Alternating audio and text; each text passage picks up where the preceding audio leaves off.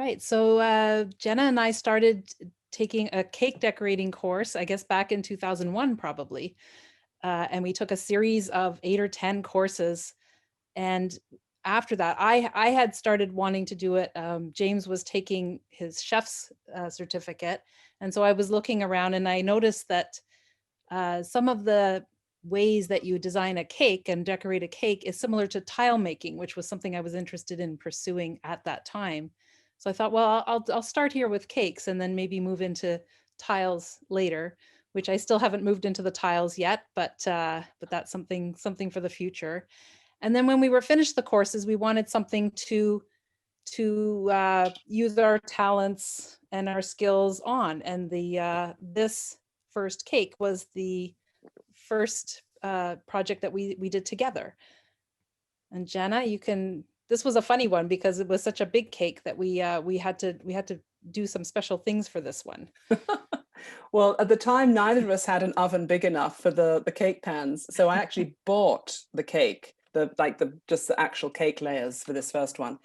And we actually had to build it at the Canadian Opera Company because neither of us had a kitchen big enough either, or we just weren't quite sure how it was going to work. So we got so nervous after first we managed to set off the alarms at the COC in the middle of the night, so that wasn't great. But we actually finished it in the very wee hours because we had no idea how long it would take. And when it was ready on the Saturday for its unveiling, but once we'd got it in the box, we realized we hadn't taken pictures and we were so nervous we didn't want to take it out, which is why it's in a box. But Laura right off had showed real skill you can see the beautiful bluebirds or whatever birds they are. Really, really beautiful skill here. We did have one rule as we started the Morris cakes, that everything had to be edible. So yeah, so that was our first cake, 2002. This is 2003. I'd like to point out that our photography skills and our cameras rather got much better as time went on, because this is not a great picture, but this was Daisy. We decided we needed something much simpler for this year. And so, yeah, we came up with Morris's Daisy pattern and it was lovely. And I think we have a picture of the cutting. Yes, there we go. David Latham cutting, doing the honors for us. And yeah, it was the start of, so we have a few photographs of people helping us cut the cake. So this is 2004. We decided to go with fruit as a pattern. And I believe it was a lemon cake with lemon curd inside and then lemon cream cheese frosting on top. My mouth just watered. I hope everyone has cake because, yeah. So that was fruit, and that is the team. So James, to the left there, Laura's husband, he's been a big part of the team too. And the one thing that James is, well, he's very artistic as well and creative, but he's also our brawn. So he was always helping us carry the cake into the venue, because you're not just carrying a heavy cake that's close to your body, you're carrying it right out, and they get really heavy. So that was a very vital part of James's contribution. Anyway, this is at Elaine Wasteglass's beautiful home. And there we are with our cake.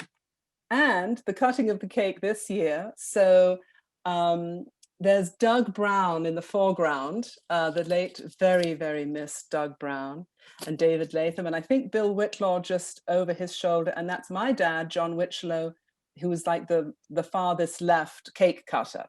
And I'm not sure who that is in the middle. It might be Sheila Latham. And then just beyond her, I'm not sure. Maybe that's Elaine. It could be Elaine, because she has that lovely curly hair. So anyway, that was a good time. And then Viking Ship. Oh my goodness. So this one, we wanted to do a stained glass themed cake. And so this is Burne Jones's stained glass here of the Viking ship. And we couldn't figure out how to do that. So Gianna, take it away on your experiments with candy. Well, we've learned in the meantime that Isomalt, which is a beetroot sugar or beetroot-based sugar, is a fantastic cake decorating ingredient that you can make to make glass-like, things. but I either didn't know about Isomalt or it hadn't become a thing yet. So I ended up finding Trebor mints. If you're from the UK, you'll know about Trebor mints, the lovely sort of transparent minty sweets. And I got a big amount of them. We melted them. We made just a flat piece of, square glass of them. And honestly, that thing, even though it was officially edible, I mean, you could have killed someone with that. It was so big and heavy. And then Laura painted it beautifully in that Burne Jones style. And yeah, so that was our first stained glass experiment. Tiles. Do you want to take it away, Laura? So some years, March is actually a really, really busy time professionally for both Jenna and James and I. So we were always trying to figure out ways to be able to kind of divide the work up, and then we would come together. The other thing with a cake is you never want to make it too far ahead because you want it to be really fresh for the event. So we were always trying to come up with designs where we could work independently, and then come together at the end. And usually we take the Friday off, and we would kind of blitz and put it all together in a day. So this cake was a really good example of that, because we divided the tiles, and I did one style and Jenna did the other style. I actually can't remember which one of us did which, but it's perfect, right? Because it came together, all of the individual tiles, and these are Philip Webb inspired tiles. They all kind of look the same because it was just one person working on each one. But then when they came together, they kind of worked out. And this is quite a fast technique because all the tiles are made ahead of time and then just assembled on the cake. So kind of a nice effect, but a very kind of time efficient, not time efficient to make the tiles, but time efficient to put the cake together for sure. Well, the great thing with royal icing is, which those tiles are made of, is that you can do those literally months in advance. So we didn't do that. We did them like a couple of weeks in advance. Yeah, so it does make things easy. Thursday night was always, I baked all the various layers. Friday was putting everything together with pre-made, that we had made pieces of decoration. And Laura, you've got a funny story about your cat. Do you want to tell that? Yeah, so I don't know if it was this cake, but one of the cakes, we had at that time, we had two cats. And when you do these kind of tiles, you have to kind of do them all in pieces, and it's very liquidy and it needs time to set. And we had kind of left it right to the 11th hour. So we had, done so much of this work, and it's like, oh, I'm going to go over to Jenna's house, but I just need to take a little nap. And so I went upstairs and lied down, and my cat, who would never get up on the counters normally, decided that this was pretty intriguing stuff. And he got up on the counter and he licked all of the tiles that were out at that moment.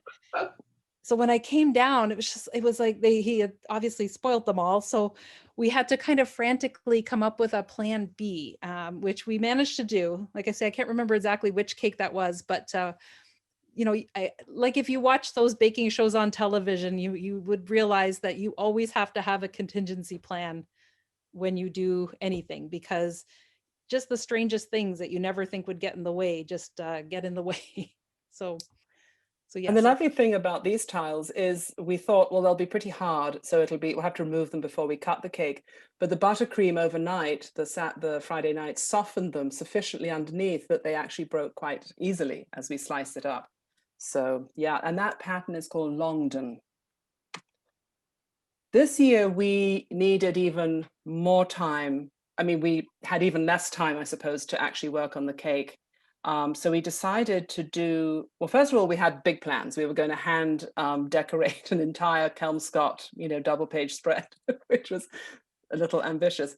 And then things happened. I can't remember exactly when. First of all, Laura couldn't get the cake place who was going to make the paper printout to print out on rice paper for us because of the copyright situation. They said, oh no, we can't do that unless you have permission. So Laura beautifully designed a lovely double page spread that was actually very much about our event. And this was actually a very quick cake to put together once we had that rice paper. This was Willow, and again back at Elaine Wasteglass's house. Willow was one of our favorite patterns. Although a couple of people did say to me they thought the leaves looked like green porpoises. And now I can only see green porpoises. But anyway, yeah, that was Willow. Okay, so now let me just get so this is 2011. And I don't know whose idea it was, but we said, oh, we should do Red House, because that won't be challenging at all. And Laura and James brilliantly sourced the floor plans. And actually, you know what, Laura, you should take it away from here. So we thought this would make it a lot easier. So we had these floor plans for Red House, and we thought that, how hard could it be to just kind of put it together? And we had visited Red House, so we had some photos back in the days of regular photos, not digital. So we were looking at those, and we quickly realized that the most challenging part was going to be the roof line. So for any of you that have been to Red House or have even seen the pictures, if you try to imagine how that roof connects, it's a really quite a complicated roof. So that was a bit of our Achilles heel for this project. But it was the floor plan. It was great to have that, and obviously we didn't have photos from every single angle, so we had to do some deductions. And then one of our other brilliant notions here, and again, we're doing this the day before the event, so we're pretty tight in. We decided that we'd use this colored icing to put the structure together, so that it wouldn't show. So you can see that it's a kind of the same color as the gingerbread. What we didn't know at that time, so again, you learn on every project, is that kind of compromises the structure of the frosting.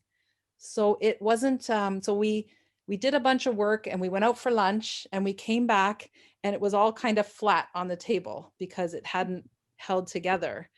So we did some quick rethinking. And so the inside of this, we ended up using like just plain old white royal icing, but we had to just really do quite a number on it to make sure that it held. So the whole time we were doing this and then bringing it to the event, we were just terrified that it was just going to, do a blah, and it was going to be just lying on top of the cake. Well, also because the house, which we dubbed Ginger Red House, because we're clever that way, is then put on top of a full-size cake. And so it was building the cake and then putting the house on and praying that the house didn't, as Laura said, fall apart. And James, I can't remember how much this thing weighed, but it was nuts. Oh man, yeah. And that's little Morris and baby May, right? May, yeah. Yeah. And Jane having a little picnic or something in the front there. That was a real labor of love. Now I have to admit,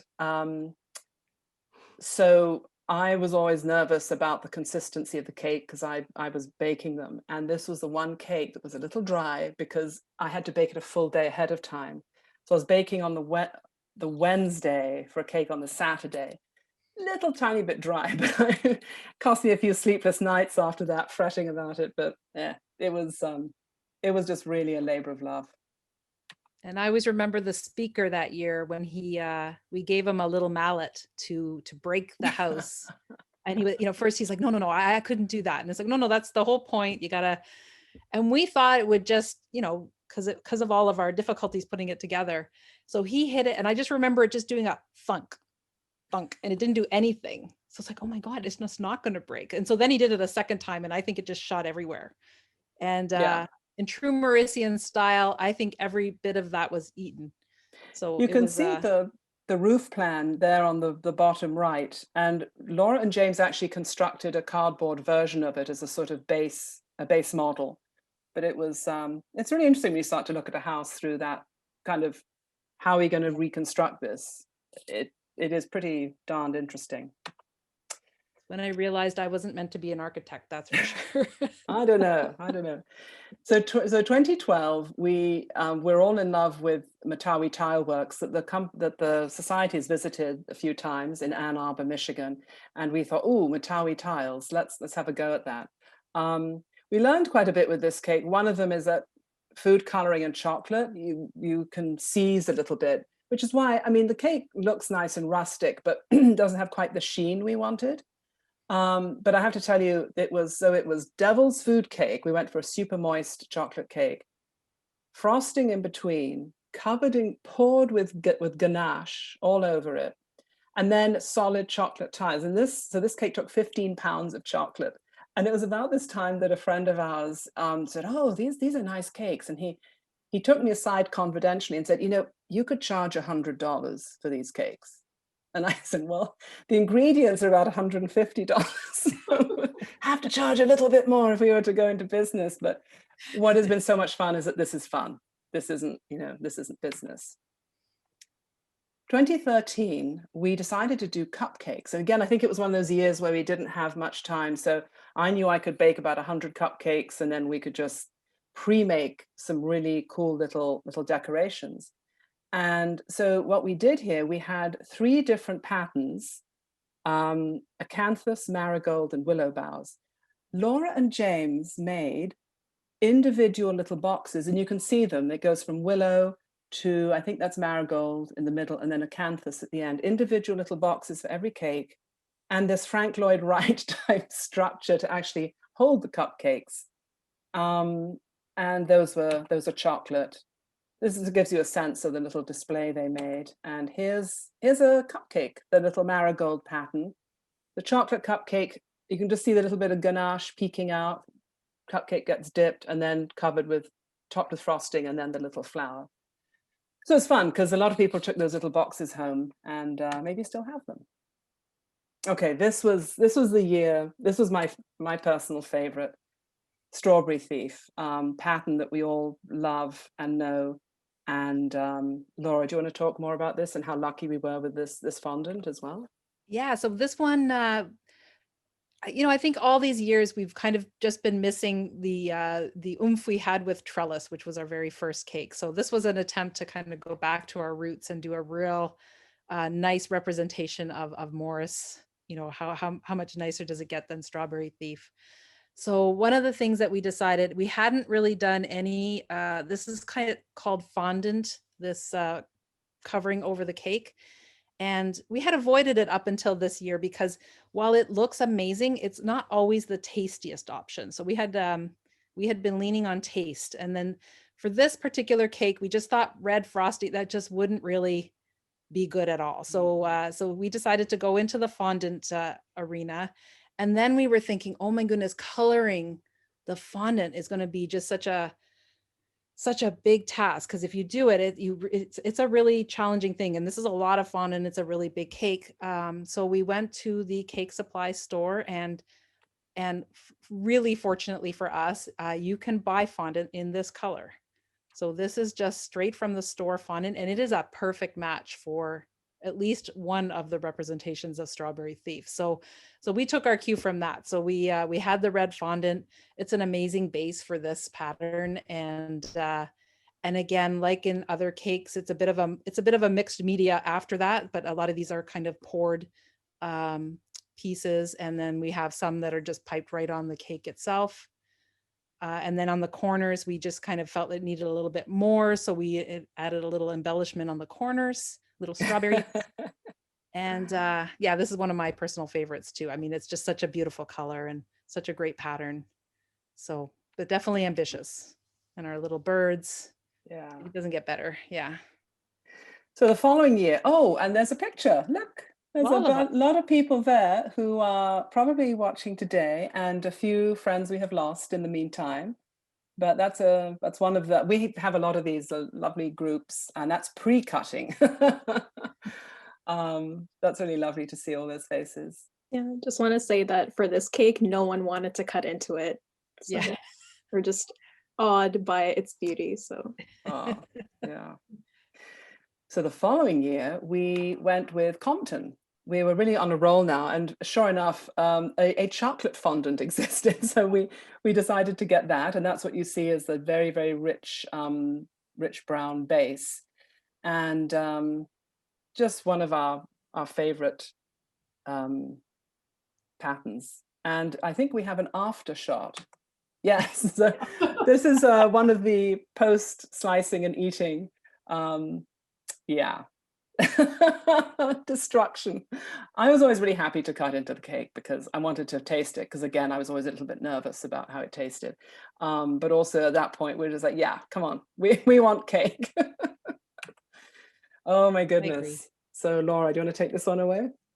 So as I mentioned before, when we did the Burne-Jones Viking Ship, we really wanted to revisit the whole stained glass. I actually do stained glass. I was taught when I was 12 by my cousin.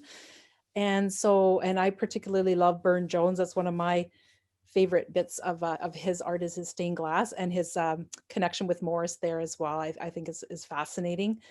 But one of the things that we found with the ship was stained glass is a really tough medium because you really do want to see it lit from behind. So the big challenge for this series of cakes was, how do we really show these at their best? And so I think we were just a little bit insane this year, but we decided that we would try to light these cakes from within.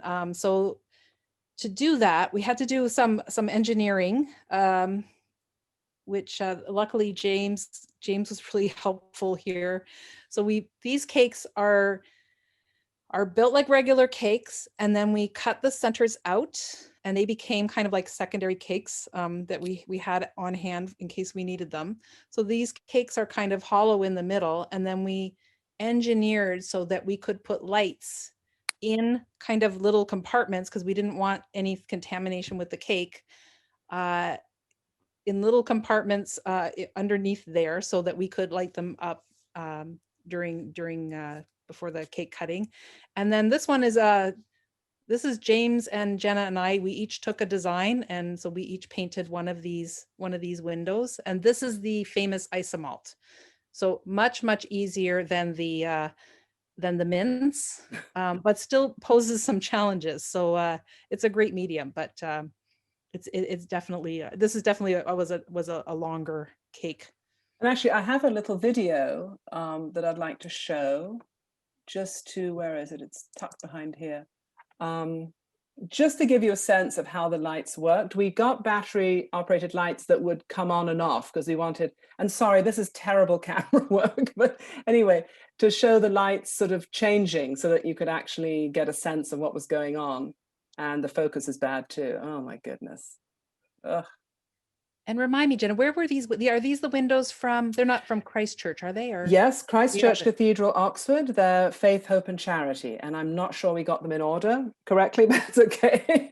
I think we just wanted to put them in the order that they would look the most fetching. So let me just try and get back to, I think it's here again.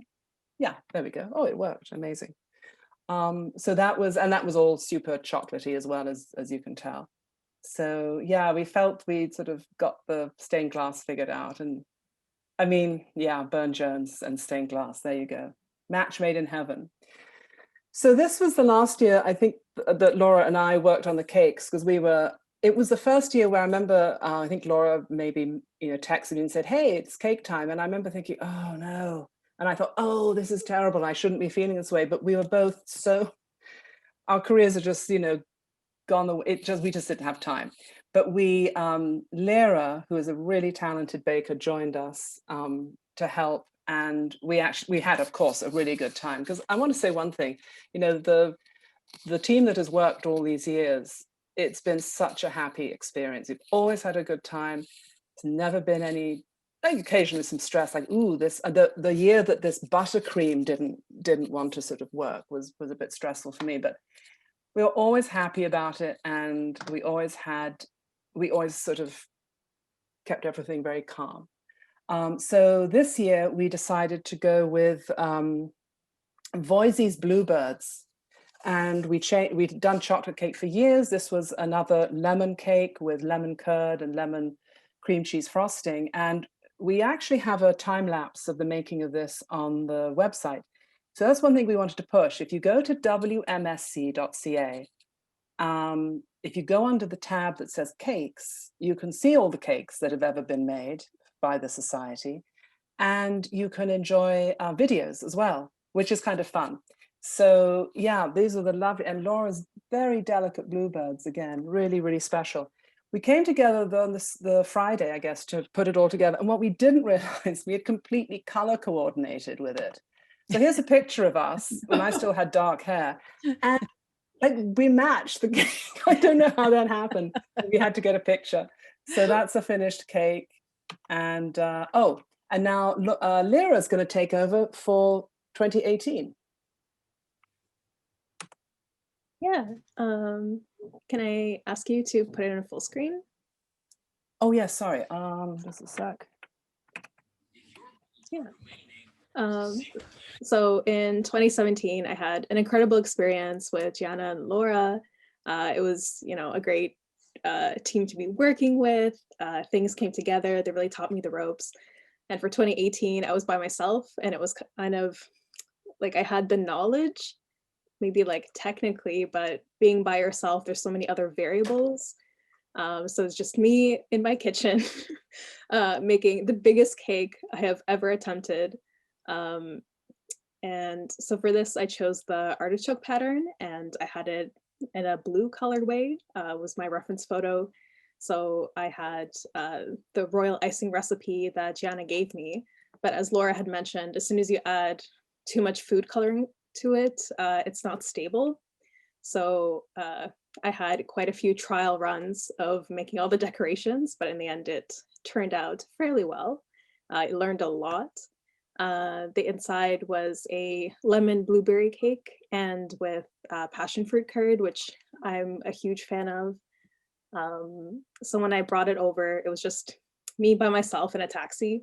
So I didn't have a box big enough for this cake. I had to construct one out of, I think, like an old like television box or something. It was quite a lot of I guess like craft in a sense, just to transport it to the venue. But everyone enjoyed it. I was really happy with it. And I was kind of worried because we had finished off the cake so quickly. I was like, next year I have to make a bigger cake. And so I did. So yeah. For some reason, I was really into blues. So I chose Seaweed Pattern, which was a lot more like pieces to it as well. So this one I knew to like take the day off work. For the Friday, I made 5 layers of chocolate cake in a sheet pan. So this was a lot bigger. So it's pretty much like my arm span. It was with the board, so it was quite big. And I guess like when you just roll on the fondant, it didn't look that great. And then, I put in the large yellow stripe through it, and I was just like, this looks bad. What am I going to do if like there's no second option? I don't have any backups for anything, but as soon as you put on like more and more layers of color and decoration, it really comes together. And as soon as you put on those large flowers, it looks incredible. So, just have to trust the system. So yeah, this one was black currant filling, as well as mascarpone cheese and chocolate cake with buttercream. So This was so delicious. I remember this one, just absolutely lovely. yeah. And that's the thing, part of the business of the stress, we always used to say, if anything happened to the cake, we weren't going to worry about it. And when James would pick it up, and he had to, like with my place at the stairs and all this, and I'd always say, James, if you drop the cake, it's okay. And I really meant that, because it's stressful. I don't know how professional cake bakers do it. I couldn't deal with that. But this was really, really lovely. And I think we just want to end on one picture. Oh, no, sorry. Oh, my goodness. Lera, there you go. Yeah. So for this year, because we missed last year because of the lockdown, but this year I had a bit of extra time because I am working from home. So I made a small cake, I guess, just for me. It's loosely based on Sweetbriar by William Morris. And I did take a video of me making the cake. So it's up on our YouTube channel, and there'll be a link to it on the William Morris website if you want to take a look. So yeah, so it's a small cake. It's lemon with strawberry and lemon compote and lemon buttercream. And I made the flowers out of buttercream rather than royal icing, because I just find them a bit more pleasant to eat, but that's a personal choice. So I had a lot of fun. This was, less stress because it's just, for me and not I don't have to transport it anywhere, which I think is the biggest worry. And yeah, it was pretty fun. It's so lovely. Yeah, my mouth's watering again. It's beautiful. Thank you. That's a lovely small tribute to Morris today. And then the very final image is back to Ginger Red House, just a little image of Morris. He's 1 inch tall. So this is maybe the tiniest portrait ever of Morris, but he's really small, but no less loved for his size. So I'm just going to stop sharing the screen now because I think there are some questions. Yes, actually, mostly there were people just a standard had how beautiful the cakes were, and lots of positive comments about how they're gorgeous, which absolutely they're stunning. The one question that somebody had was about how long it would take to decorate, which I can imagine is probably challenging for you to figure out but anyways. No, we did figure it out. I think it was 40 hours, like 40 hours in total of everybody. Wow. So that's making the decorations ahead of time. And then the Thursday night baking for me, the Friday all day decorating. Yeah. And it was always this question of how do you simplify the pattern a little bit so you can make all these pieces ahead of time and not have it be too big of a job. And yeah, but it's been a total joy and wonderful to share it with everybody each year to, celebrate Morris over cake. Good. Absolutely.